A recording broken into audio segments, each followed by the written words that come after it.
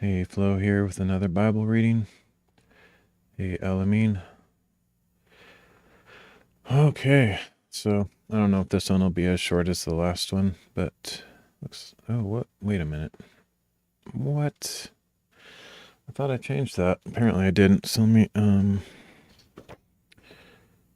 let me check. That's weird. I totally thought I changed that, but obviously I didn't. Let me fix that real quick.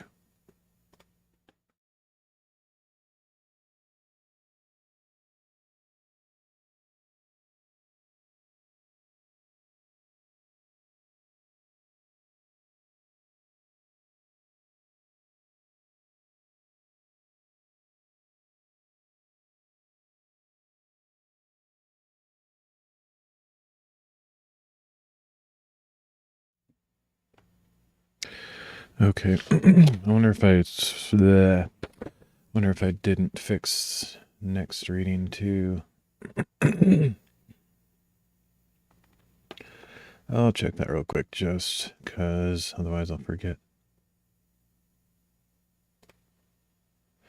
Okay, I did fix that one, so we're good. All right, so I actually kind of hope it's a short reading because I'm pretty tired. I'm going to go to bed early as soon as I'm done. So we're going to read Joshua 19 to 21 and Luke chapter 24. I know Luke 24 is kind of long, so depending on how long these Joshua chapters are, it's probably a normal length stream, not as short as last one. Sorry, that clearing throat thing always happens when I eat right before stream, but oh well. Anyway, I'm going to say a quick prayer and then get going. Dear Lord, thank you for this day. Thank you for good food and feeling tired so I can sleep. Hopefully I'll sleep. Pray that you protect my mind and my heart as I sleep. Don't let any influence in except for you and thoughts of you while I'm sleeping. Lord, I pray that you protect us from temptation and evil. Don't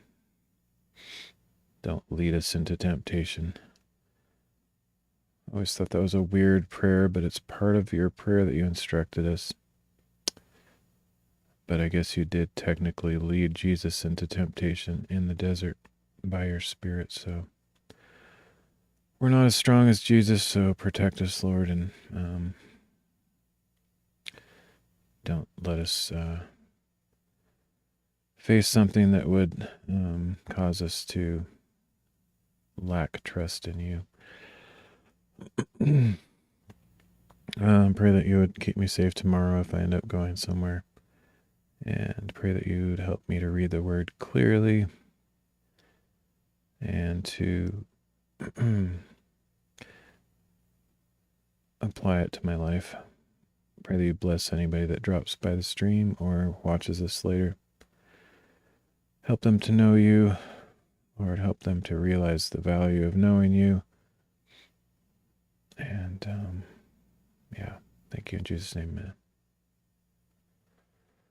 Depths of the moon. Howdy.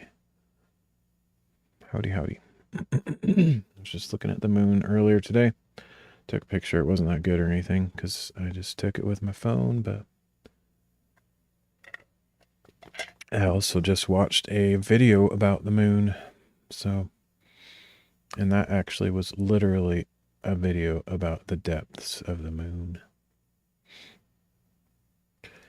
At any rate.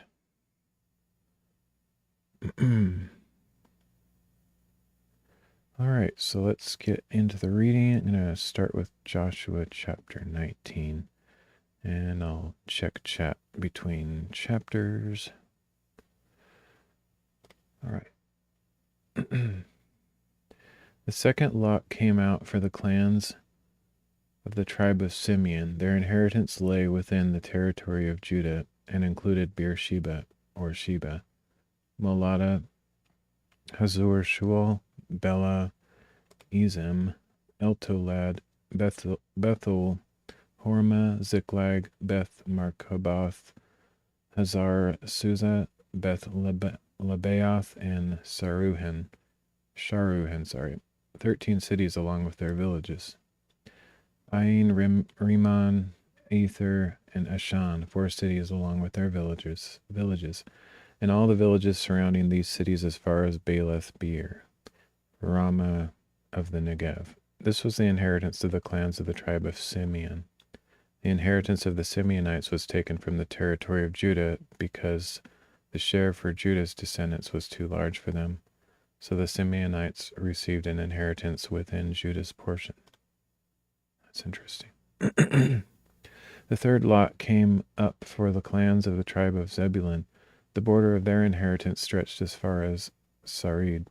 It went up westward to Maralah, reached Debasheth, and met the brook east of Jokneam. From Sarid it turned eastward along the border of Chisloth, Tabor, and went on to Deberath and up to Japhia. From there it crossed eastward to Gath-Hepher and to Eth-Kazin. It extended to Rimmon and curved around toward Neah. Then the border circled around the north side of Neah to Hanathon and ended at the valley of Iftah-El. It also included Katath, Nahalal, Shimron, Edalah, and Bethlehem. There were 12 cities along with their villages. This was the inheritance of the clans of the tribe of Zebulun, including these cities and their villages. The fourth lot came out for the clans of the tribe of Issachar. Their territory included Jezreel, Chesulloth, Shinam, Hapharaim, Shion, Anaharath, Rabith, Kishion, Ebez, Remeth, and En-Ganim, and Hadah, and Beth Pazez. The border reached Tabor, Shahuzamah, and Beth Shemesh, and ended at the Jordan. There were 16 cities along with their villages. This was the inheritance of the clans of the tribe of Issachar, including these cities and their villages. The fifth lot came out for the clans of the tribe of Asher. Their territory included Helkath, Hali, Beten, Akshaph, Alamelech, Amad, and Mishal. On the west, the border touched Carmel and Shihor Libnath. They turned eastward toward Beth Dagon, touched Zebulun in the valley of Iftah-El, and went north to Beth Emek and Neiel, passing Kabul on the left. It went on to Ebron, Rehob, Hammon, and Kanah as far as Greater Sidon. The border then turned back toward Ramah as far as the fortified city of Tyre, turning toward Hosah, and came out at the sea in the region of Akzib, Ummah, Aphek, and Rehob. There were 22 cities along with their villages. This was the inheritance of the clans of the tribe of Asher, including these cities and their villages. The sixth lot came out for the clans of the tribe of Naphtali. Their border started at Halaph and the great tree of Zananim, passing Adami, Nekeb, and Jabneel as far as Lakum, and ending at the Jordan. Then the border turned westward to Aznoth Tabor and ran from there to Hukok, touching Zebulun on the south side, Asher on the west, and Judah on the Jordan, at the Jordan on the east. The fortified cities were Ziddim, Zer, Hamath, Rekath, Chinnereth, Adamah, Ramah, Hazor, Kadesh, Edrei, and Hazor, Iron, Migdal El, Horem, Beth Anath, and Beth Shemesh. There were 19 cities along with their villages. This was the inheritance of the clans of the tribe of Naphtali, including these cities and their villages. The seventh lot came out for the clans of the tribe of Dan. The territory of their inheritance included Zorah, Eshtaol, Ir Shemesh, Sheol-Labin, Aijalon, Ethla, Elon, Timnah, Ekron, Eltekeh, Gibbethon, Baalath, Jehud, Bene Berak, Gath Rimmon, Mejarkon, and Rekon, including the territory across from Joppa. Later, when the territory of the Danites was lost to them, they went up and fought against Leshem, capturing it, putting it to the sword. So they took possession of Leshem, settled there, and renamed it after their father Dan. This was the inheritance of the clans of the tribe of Dan, including these cities and their villages. When they had finished distributing the land into its territories, the Israelites gave Joshua son of Nun an inheritance among them, as the Lord had commanded. They gave him the city of Timnath-Serah in the hill country of Ephraim, as he requested. He rebuilt the city and settled in it. These are the inheritances that Eleazar the priest, Joshua son of Nun, and the heads of the families distributed by lot to the tribes of Israel at Shiloh before the Lord, at the entrance to the tent of meeting. So they finished dividing up the land. Phew. Those names are rough. I'm also very tired, so. Okay. Let's go on to chapter 20. Well, at least we're done with the names, maybe. Sounds like we divided all the land, so unless they have names of other things, should be in the clear. Then the Lord said to Joshua, "Tell the Israelites to designate the cities of refuge as I instructed you through Moses, so that anyone who kills another unintentionally or accidentally may flee there. These will be your refuge from the avenger of blood. When someone flees to one of these cities, stands at the entrance of the city gate, and states his case before its elders, they are to bring him into the city and give him a place to live among them. Now if the avenger of blood pursues him, they must not surrender the manslayer into his hand, because that man killed his neighbor accidentally, without prior malice. He is to stay in that city until he stands trial before the assembly, and until the death of the high priest serving at that time. Then the manslayer may return to his own home in the city from which he fled." So they set apart Kadesh in Galilee in the hill country of Naphtali, Shechem in the hill country of Ephraim, and Kiriath Arba, that is Hebron, in the hill country of Judah. And beyond the Jordan, east of Jericho, they designated Bezer on the wilderness plateau from the tribe of Reuben, Ramoth in Gilead from the tribe of Gad, and Golan in Bashan from the tribe of Manasseh. These are the cities appointed for all the Israelites and foreigners among them, so that anyone who kills a person unintentionally may flee there and not die by the hand of the avenger of blood prior to standing trial before the assembly. All right. Why did you decide to do a Bible reading stream? So it's not just one Bible reading stream. I don't even know what number this is. Probably, let's see. Whatever 17 times 5 is, that's how many Bible reading streams I've done. I started January 1st with the annual Bible reading plan, so I'm going to go through the whole Bible this year. So I'm about, 17 weeks. Maybe, I don't know, maybe not quite a third of the way through, something like that, about a third. But yeah, so just something I decided to do. I haven't been reading the Bible for the last few years that much, and so I wanted to get back into it. And basically my live stream or my channel is doing stuff that I would do normally. I don't do things for the views or for to get a big channel. I literally don't care at all about having a bunch of followers or viewers. I just kind of do whatever I do. I used to be more of a variety streamer, do a lot of different things, but lately, since I've been on this reading plan, I've been doing it almost every day. I take it you're fairly religious? I guess so. I think by what most people think of that word, probably I would say yes. But I don't really think of myself as religious. Like, I don't do a bunch of religious things really, but I guess if you think reading the Bible is religious, then yes. It's fair. Sometimes it's just nice to share what you're doing, whether people are listening or not. Yeah. And it helps me too. Like, I don't expect that many people to take interest in it. Although I've, made some new friends since I've been doing this.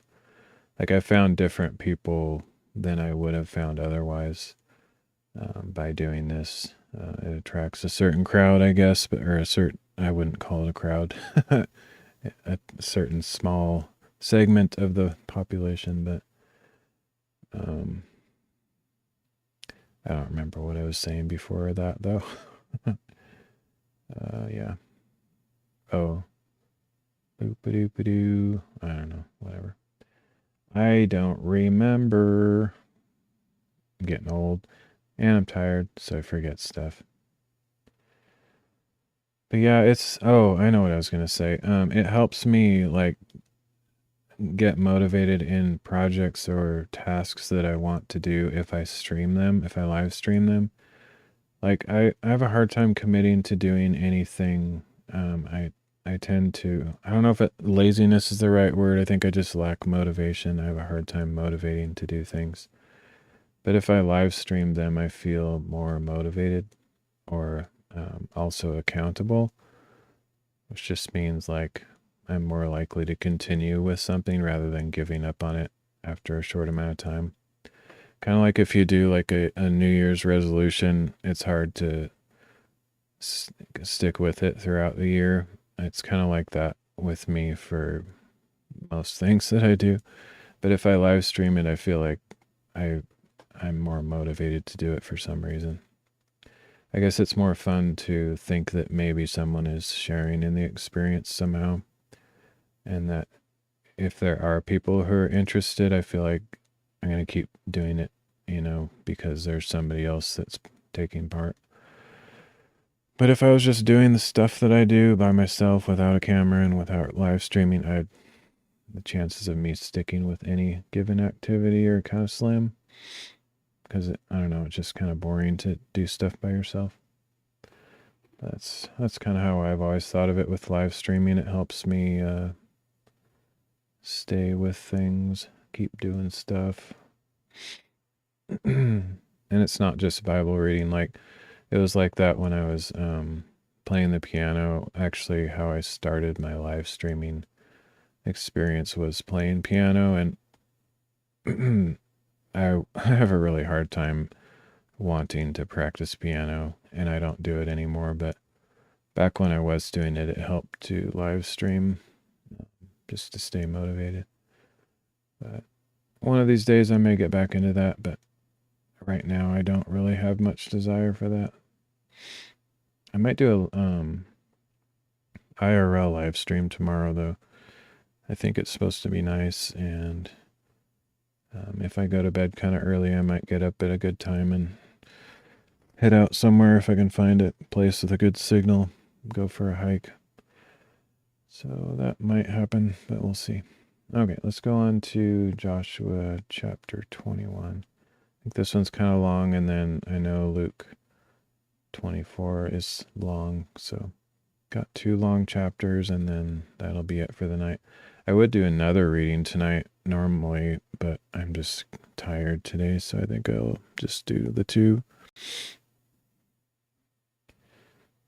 I think I'm like almost 2 weeks ahead of schedule, though, or at least over a week.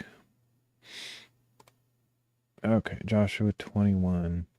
Now the family heads of the Levites approached Eleazar the priest, Joshua son of Nun, and the heads of the other tribes of Israel at Shiloh in the land of Canaan, and said to them, The Lord commanded through Moses that we be given cities in which to live, together with pasture lands for our livestock.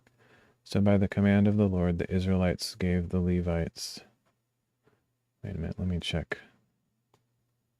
Test. Okay, my microphone levels weren't on screen. I was like, well, I wonder if I'm muted or something. Okay, let's start over. Now the family heads of the Levites approached Eleazar the priest.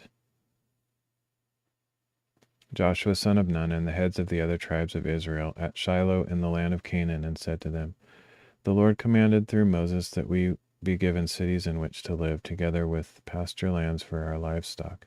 So by the command of the Lord, the Israelites gave the Levites these cities and their pasture lands out of their own inheritance. The first lot came out for the Kohathite clans. The Levites, who were descendants of Aaron the priest, received 13 cities by lot from the tribes of Judah, Simeon, and Benjamin. The remaining descendants of Kohath received 10 cities by lot from the tribes of Ephraim, Dan, and the half-tribe of Manasseh. The descendants of Gershon received 13 cities by lot from the tribes of Issachar, Asher, Naphtali, and the half-tribe of Manasseh in Bashan. And the descendants of Merari received 12 cities from the tribes of Reuben, Gad, and Zebulun. So the Israelites allotted to the Levites these cities together with their pasture lands, as the Lord had commanded through Moses. From the tribes of Judah and Simeon, they designated these cities by name. I thought I was done with cities, but nope. We forgot the Levites. Well, I did anyway. To the descendants of Aaron from the Kohathite clans of the Levites, because the first lot fell to them. They gave them Kiriath Arba, that is Hebron, with its surrounding pasture lands in the hill country of Judah. Arba was the father of Anak.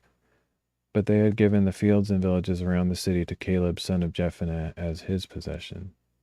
So to the descendants of Aaron the priest they gave these cities, together with their pasture lands: Hebron, a city of refuge for the manslayer; Libnah, Jatir, Eshtemoa, Helon, Debir, Ain, Juttah, and Beth Shemesh, 9 cities from these 2 tribes, together with their pasture lands. And from the tribe of Benjamin they gave them Gibeon, Geba, Anathoth, and Almon, 4 cities, together with their pasture lands. In all, 13 cities, together with their pasture lands, were given to the priests, the descendants of Aaron. The remaining Kohathite clans of the Levites were allotted these cities. From the tribe of Ephraim, they were given Shechem in the hill country of Ephraim, a city of refuge for the manslayer; Gezer, Kibzaim, and Beth Horon, 4 cities together with their pasture lands. From the tribe of Dan, they were given Eltekeh, or Eltek, I don't know, Gibbethon, Aijalon, and Gath-Rimmon, 4 cities together with their pasture lands. And from the half-tribe of Manasseh they were given Tanakh and Gath-Rimmon, 2 cities together with their pasture lands. In all, 10 cities together with their pasture lands were given to the rest of the Kohathite clans. This is what the Levite clans of the Gershonites were given. From the half-tribe of Manasseh they were given Golan in Bashan, a city of refuge for the manslayer, and Bishtera, 2 cities together with their pasture lands. From the tribe of Issachar they were given Kishion, Debereth, Jarmuth, and En-Ganim, 4 cities together with their pasture lands. From the tribe of Asher they were given Mishal, Abdon, Helkath, and Rehob, 4 cities together with their pasture lands. And from the tribe of Naphtali they were given Kadesh in Galilee, a city of refuge for the manslayer, Hamath, Dor, and Kartan, 3 cities together with their pasture lands. In all, 13 cities together with their pasture lands were given to the Gershonite clans. This is what the Merarite clan, the rest of the Levites, were given. From the tribe of Zebulun they were given Jokneam, Karta, Dimnah, and Nahalal, 4 cities together with their pasture lands. From the tribe of Reuben they were given Bezer, Jahaz, Kedemoth, and Mephath, 4 cities together with their pasture lands. And from the tribe of Gad they were given Ramoth in Gilead, a city of refuge for the manslayer, Mahanaim, Heshbon, and Jazer, 4 cities in all, together with their pasture lands. In all, 12 cities were allotted to the clans of Merari, the remaining Levite clans. For the Levites, then, there were 48 cities in all, together with their pasture lands, within the territory of the Israelites. Each of these cities had its own surrounding pasture lands. This was true for all the cities. Thus the Lord gave Israel all the land he had sworn to give their fathers, and they took possession of it and settled in it. And the Lord gave them rest on every side, just as he had sworn to their fathers. None of their enemies could stand against them, for the Lord delivered all their enemies into their hand. Not one of the Lord's good promises to the house of Israel had failed. Everything was fulfilled. All right. It's kind of interesting how many cities that the Levites got. Like, that's a lot of cities. I feel like that's more cities than the other clans got, but maybe not. Seems like it. like they didn't get an inheritance, but they basically did anyway because they got all of those cities. They just didn't have like a huge swath of land like the other tribes did, but they got tons of cities within the other tribes. So they're basically spread throughout all of Israel because they're serving as priests for everybody. But yeah, it's interesting. All right, so let's go to Luke chapter 24, and then we'll be done for the day. If I don't fall asleep. For a second there, actually, like, I don't remember when, but a while ago during the stream, I was feeling like I was going to pass out or something. It's weird. But I made it through. I'm alive somehow. Okay, Luke chapter 24. On the first day of the week, very early in the morning, the women came to the tomb, bringing the spices they had prepared. They found the stone rolled away from the tomb, but when they entered, they did not find the body of the Lord Jesus. While they were puzzling over this, suddenly 2 men in radiant apparel stood beside them. As the women bowed their faces to the ground in terror, the 2 men asked them, "Why do you look for the living among the dead? He is not here, he has arisen. Remember how he told you while he was still in Galilee. The Son of Man must be delivered into the hands of sinful men and be crucified, and on the 3rd day rise again." Then they remembered his words. And when they returned from the tomb, they reported all these things to the 11 and to all the others. It was Mary Magdalene, Joanna, Mary the mother of James, and the other women with them who told this to the apostles. But their words seemed like nonsense to them, and they did not believe the women. Peter, however, got up and ran to the tomb. And after bending down and seeing only the linen cloths, he went away, wondering to himself what had happened. That same day, 2 of them were going to a village called Emmaus, about 7 miles from Jerusalem. They were talking with each other about everything that had happened. And as they talked and deliberated, Jesus himself came up and walked along with them. But their eyes were kept from recognizing him. He asked them, "What are you discussing so intently as you walk along?" They stood still with sadness on their faces. One of them, named Cleopas, asked him, "Are you the only visitor to Jerusalem who does not know the things that have happened there in recent days?" "What things?" he asked. "The events involving Jesus in Nazareth," they answered. "This man was a prophet, powerful in speech and action before God and all the people. Our chief priests and rulers delivered him up to the sentence of death, and they crucified him. But we were hoping he was the one who would redeem Israel. And besides all this, it is the 3rd day since these things took place. Furthermore, some of our women astounded us. They were at the tomb early this morning, but they did not find his body. They came and told us that they had seen a vision of angels who said that Jesus was alive. Then some of our companions went to the tomb and found it just as the women had described, but him they did not see." Then Jesus said to them, "O foolish ones, how slow are your hearts to believe all that the prophets have spoken? Was it not necessary for the Christ to suffer these things and then to enter his glory?" And beginning with Moses and all the prophets, he explained to them what was written in all the scriptures about himself.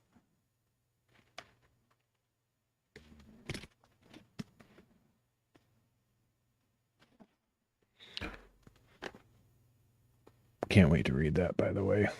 Okay, so where am I? Whoa, distractions.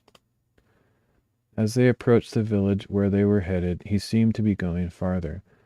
But they pleaded with him, "Stay with us, for it is nearly evening and the day is almost over." So he went in to stay with them.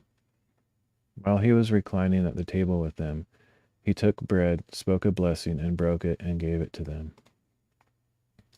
Then their eyes were opened and they recognized Jesus, and he disappeared from their sight. They asked each other, "Were not our hearts burning within us as he spoke with us on the road and opened the scriptures to us?" And they got up that very hour and returned to Jerusalem. There they found the 11 and those with them gathered together, and saying, "The Lord has indeed risen and has appeared to Simon." Then the two told what had happened on the road and how they had recognized Jesus in the breaking of the bread. While they were describing these events, Jesus himself stood among them and said, "Peace be with you." But they were startled and frightened, thinking they had seen a spirit. "Why are you troubled?" Jesus asked, "and why do doubts arise in your hearts?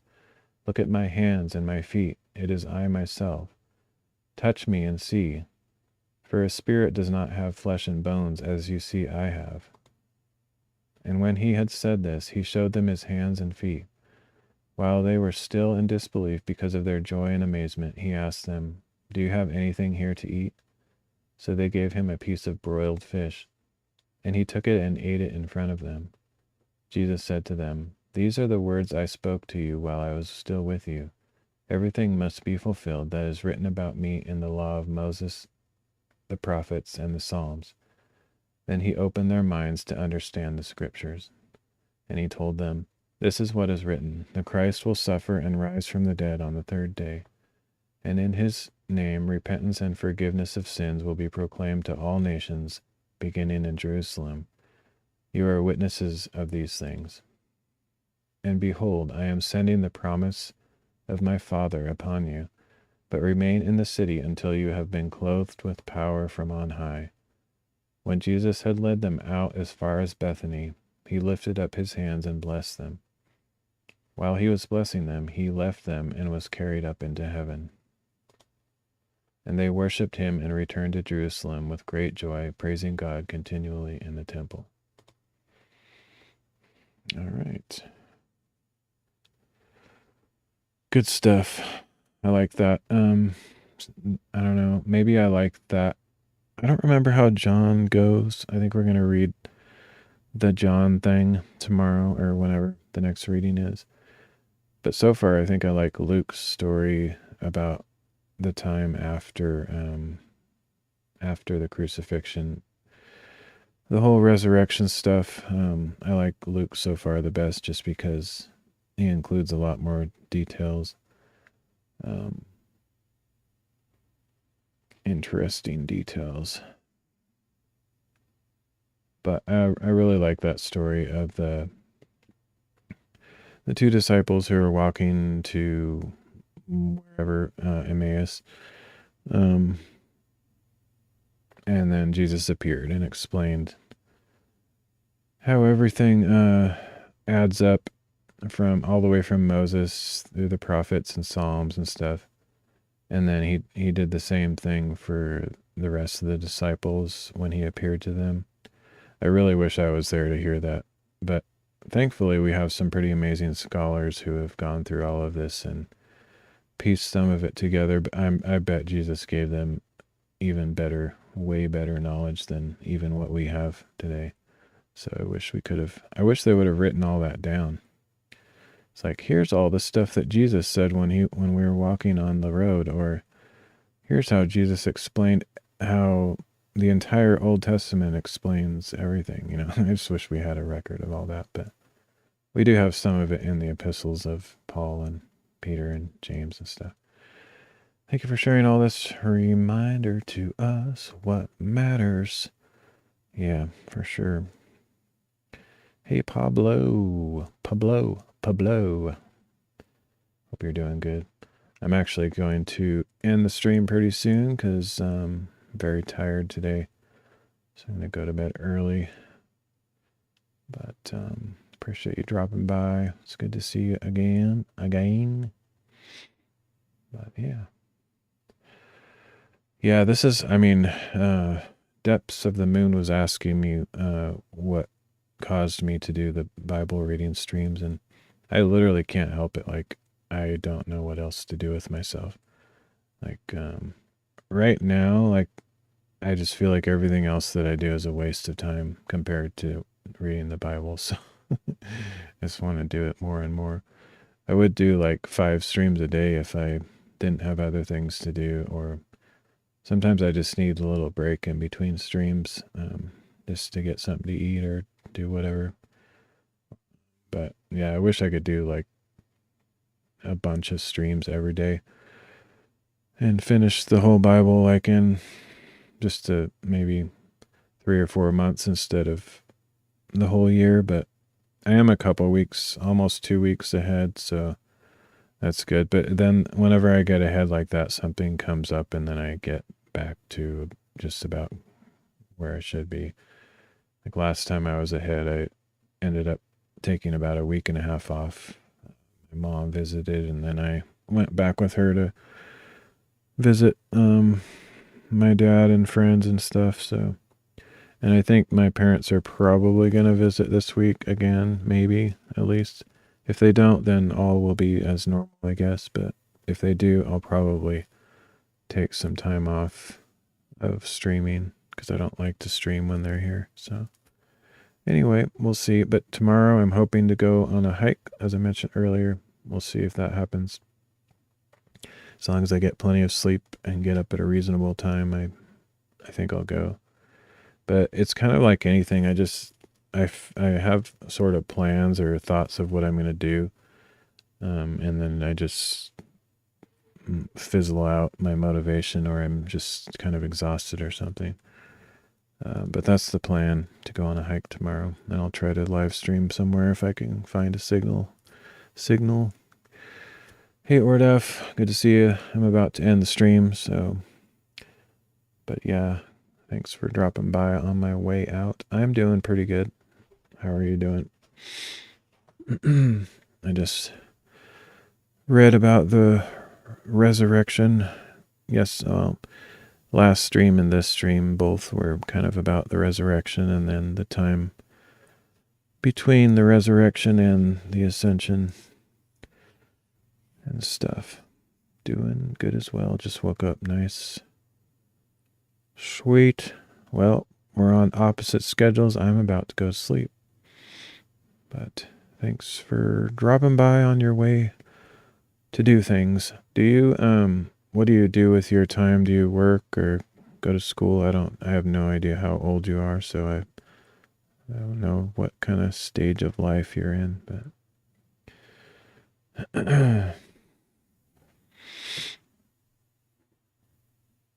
you seem to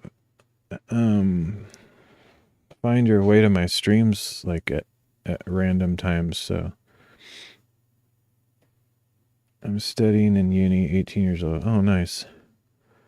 You got your whole life ahead of you. That's awesome. That's good news.